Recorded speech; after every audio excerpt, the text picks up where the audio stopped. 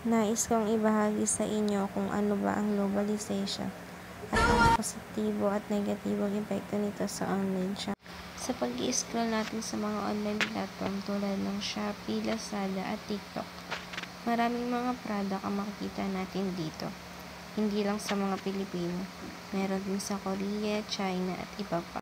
Para sa akin, ang positive effect ng paggamit ng online shopping, kung dati may gusto kang bilhin na rare item, wala sa SM o Ayala, kailangan mo pang magpabili sa mag-anak mo sa abroad o maghintay ng matagal na shipment. Ngayon, available na halos lahat sa online. Nakakatulong ito sa atin na makakuha ng value for money dahil pwede nating pagpilian ng pinakamura o pinakamaganda mula sa iba't ibang sellers globally.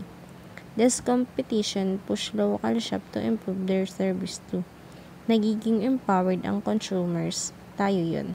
Ang negative effect naman sa akin ng online shopping ay dahil sobrang dali lang bumili online, nagiging impulsive buyer tayo. Click lang, check out na. Minsan, mas madalas pa tayong bumili ng imported goods kaysa sa local na gawa. Nakaka-epekto ito sa ating local businesses na nahihirap makipagsabayan sa presyo ng mga galing China.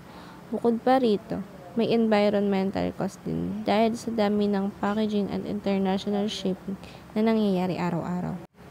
Sa madaling salita, ang globalization in online shopping is a powerful tool.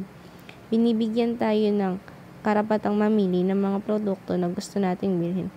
Pero responsibility din nating balansehin ang convenience na yan sa pagsuporta sa local nating ekonomiya at sa pagiging mas responsable consumer.